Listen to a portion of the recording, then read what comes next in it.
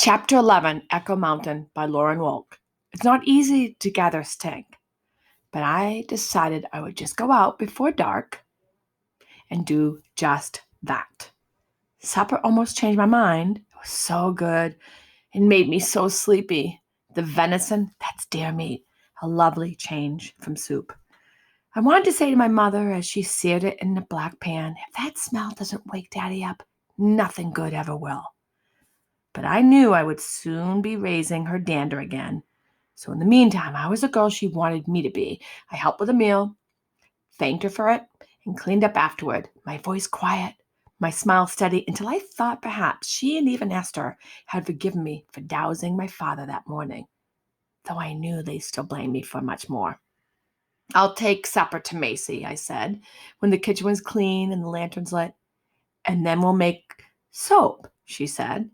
My mother didn't notice when I took a jar with the tight lid and I snatched the last egg, the one that had been meant for my lunch, since it was in some ways mine. I reckoned that I had the right to spend it as I wished, but I wasn't sure my mother would see it that way, so I took it when she wasn't looking and carried it out with the scraps for Macy. Oh, how spry you are, I said to Macy when I crept into the woodshed and found her on her feet, her tail wagging a little. I knelt down and let her come to me, the puppies squirming and squealing in their nest of straw. She put her nice wet nose into the hollow of my neck and snuffed at me, licked my cheek, put one forepaw flat against my arm until I knuckled her ears and kissed her in return. She gobbled the venison as I fed it to her on the flat of my hand, piece by piece. Not just the grizzle, but soft, meaty bits too. Grizzle's like fatty stuff. I knew that twilight would soon come creeping across Echo Mountain, and the night critters were that deer wherever fire had left a clearing, coyotes wherever there were deer, raccoons masked for plunder, and skunks hunting for grubs and worms and frogs too young to be quiet on a spring night. But skunks love eggs most of all, and I had one. A nice big one from Mrs. Anderson's Rhode Island Reds, who feasted on marigolds and wheatberries and laid hearty eggs for all of us who lived nearby. I had planned to crack the egg into a notch of a big rotten stump below the cabin, where I'd often seen skunks digging for termites, and then wait for its thick, gamey smell to draw a skunk close while I waited in the trees. But I looked into Macy's eyes, ran my hand down her washboard ribs, thought about the milk she made for her puppies, and fed the egg to her instead. When I think about washboard is like this rickety way that people used to wash their clothes. It's like a board with lots of little planks, and a washboard rib is her way, the author's way of telling you that Macy was really skinny, and fed the egg to her instead. I cracked it with one hand into my other and held it out while she lapped and lapped until it was gone. So you can sleep well, I whispered into her silky ear. So you can come out of here soon and see the springtime. And I was startled by the swell of happiness and fullness that swept over me as she laid her head against mine. When I crept into the nest with her puppies, she trembled a little but didn't protest, not even when I lay among them, and they belly crawled up to my warmth and butted me with their hard little heads. Quiet, the one to find my neck and claim it for his own, curling against my pulse and sighing as if he'd found what he was looking for. That's my little one, I said, the rumble in my throat and new music to his tiny ears. That's my quiet. After a while, Macy crooned at me until I gave back her bed and her babies, and then I hid the jar I'd brought to collect skunk stink and went out into the twilight to start again from scratch to gather the makings of a cure. Think about what she's trying to do. She's trying to gather things to help her father. There was still light enough in the sky to coax me across the yard again toward the path that led to the balsam tree. But the woods were darker, and I'd forgotten about the trail of blood that Samuel and I had left in the path not long before. Foreshadowing. Uh-oh, what's going to happen? Chapter 12. It wasn't a coyote that found me, or a bear, or even a fox. I didn't hear anything as I stood under the tree, collecting a balsam on a paddle of wood I found in litter around its trunk. Nothing but the whisper of its long roots reaching deep into earth, still cold from the winter. What a beautiful sentence that is. That's an author's craft sentence. Collect it if you must. And I didn't see anything either as I tapped the patient old tree again and took what I needed. The patient old tree, she's personifying a tree.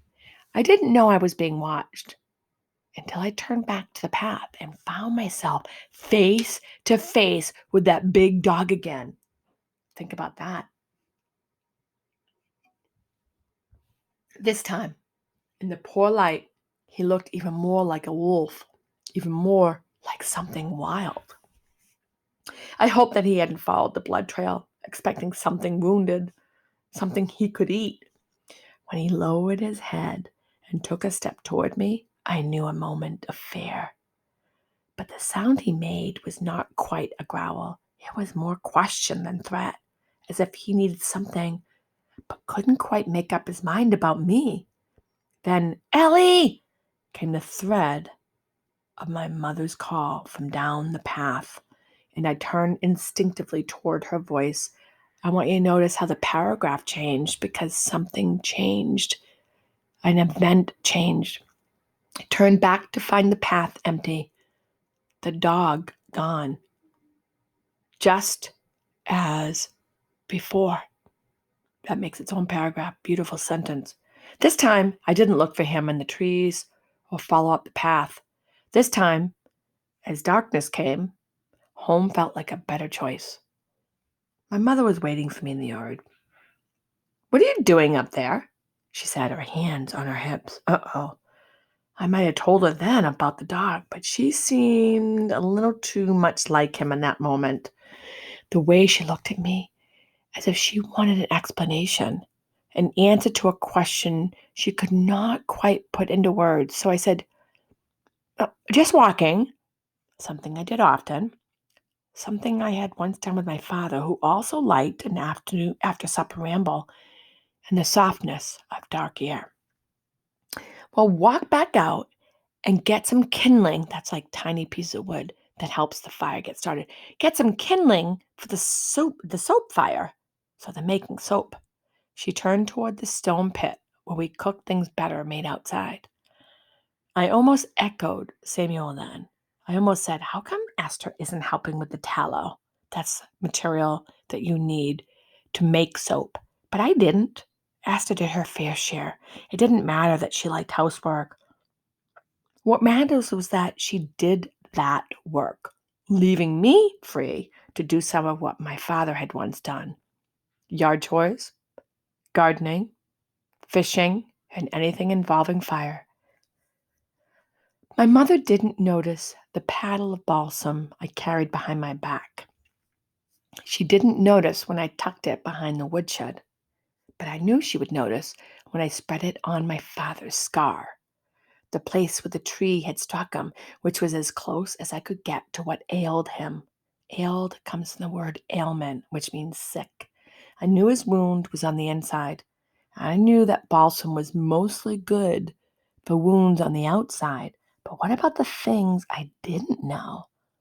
What about the possibility that all we had to do to make him well was try harder?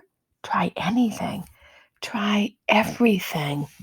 And admit that there were things we didn't understand. Now, that's an author's craft sentence right there. Working with my mother to build the soap fire, stirring the tallow into the kettle of lye water that hung over the flames, made me sorry for the silence between us.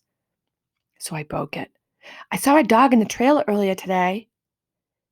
In the golden firelight, my mother seemed softer, but there was nothing soft about the look she gave me. What dog? That's what I want to know. It was a big one, brindled with ears that stood up, and it didn't seem quite tame. My mother added a stick to the fire. You sure it wasn't a coyote? Dog, I said. Come down the trail from above. Maybe someone on the hill has a new one. I shook my head. There wasn't anything new about this dog, and Mr. Peterson didn't know him. I wonder if that could be the hag's mutt, except it's never come down from her camp before. The hag. I hadn't heard that name for a long time. Not since a foggy morning long before, when I had been tempted by how the mountaintop disappeared into the mist. Ignored my father's warning. She's having a flashback right now. That means that she's going back in time to remembering something that happened a long time ago, and climbed beyond the last of the 5 families, where there were no trails except what the deer and the moose made, and smelled a fire up above. I had run back down to warn my father. Wildfire! Wildfire, I had thought, and I hadn't been entirely mistaken. When I found him splitting wood and told him there was fire above, he set his axe aside and said, "It's all right, Ellie." He wiped the sweat off his face with his hands. "That's just the hag up there." Just the hag? The only hags I knew were in storybooks. Gnarled old creatures who cast spells and ate children for supper. What hag? The only hag I know of, and I met her only once myself when we first came here. Didn't know she was up there when I went looking for the mountaintop. She was in a little yard skinning a deer, and skinning a deer means that she caught a deer, and then she needs to take the skin and get the meat. And I tell you, Ellie, I had a hard time standing still when I saw her.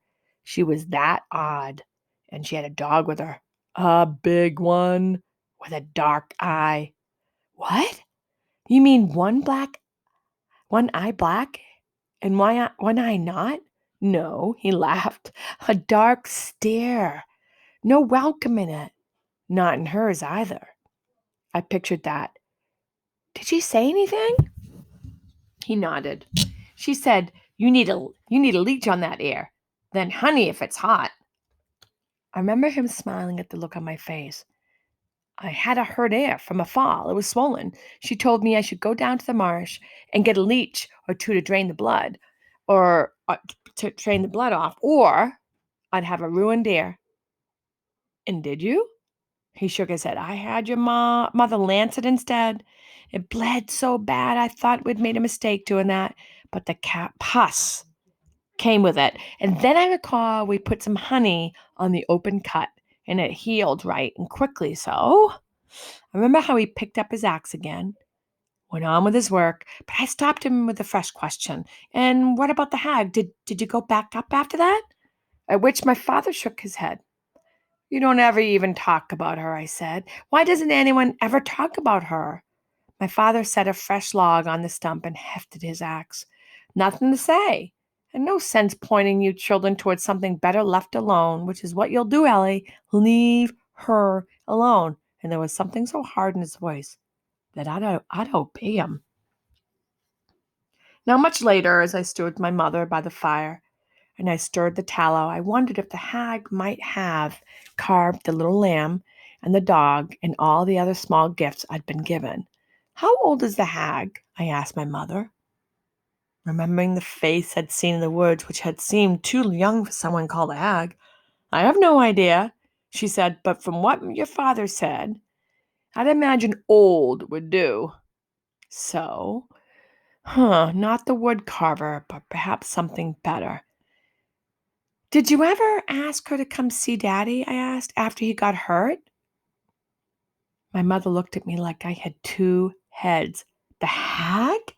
When the doctor said there was nothing to be done? Don't be foolish. She fed another stick to the flames. I don't know if that dog was hers or a stray, but if you see it again, you keep away and let me know. She kicked an ember back into the fire. Tame or wild, a hungry dog will eat, and your brother's still little enough to be dragged away. I imagined Samuel in a set of jaws, and my shoulders went up around my ears. I love that whole sentence about being tense. When you're tense, you put your shoulders right up by your ears. And so that's wonderful. For a tiny boy who never looked where he was going, the woods could be especially unkind. I'll tell you if I see it again, I said, and I meant it. I truly did, but I didn't know where that dog would lead me or what it would lead me to become. That's foreshadowing. Chapter 13. That night, when we gathered around my father to wish him good night, I laid my hand on his forehead and closed my eyes and told him without a word that I was going to bring him back. I had concentrated so hard on that thought that I could feel it pulsing in my ears, and my hand grew hot on his cool skin as if the flame in my chest had spread.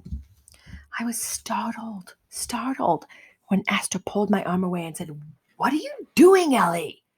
Daddy doesn't need your sweaty hand on his face." "Do you have a fever?" my mother said, pressing her lips against my forehead. And I closed my eyes and let myself feel that almost kiss. And so she pulled back and said, "You'd better get on to bed. Your father is already sick enough." Later, as I tried to sleep, I touched that spot in my forehead again and again, but it was no softer than the rest of me. And this is a really good place to think about how Ellie needs her mother's love and her mother is not there for her. And those sentences tell me everything. She wants her mother to be kind and nurturing. I hoped it would send me quickly to sleep, perhaps even a dream of my father waking and rising and growing brawny and brown again. But instead, I lay in the darkness as I always did now, jangled and jarred. I love those words, jangled and jarred by a memory that kept me wakeful and sad long into the night. So I want you to think about all those great sentences that I just read.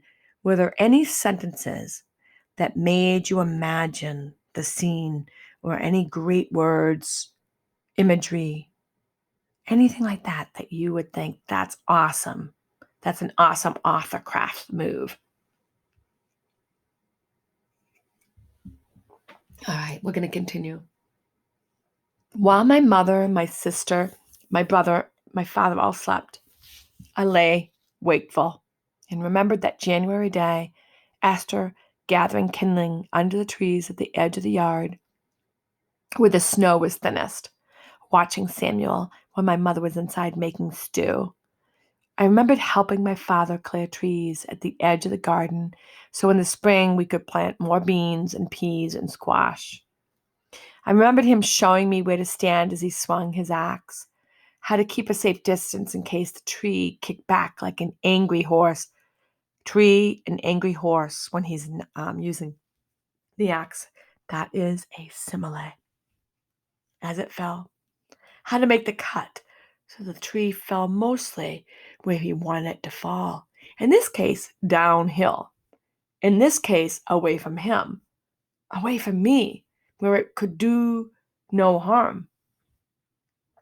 But my mother was busy with the stew, and Esther was busy with her chores. My father was busy with his axe, and I was the one who suddenly saw Samuel running across the open ground where the snow had drifted away and the bare dirt was burned pale with cold. I was the one who saw that he was running after a rabbit, his eyes fixed on the white smudge of its tail.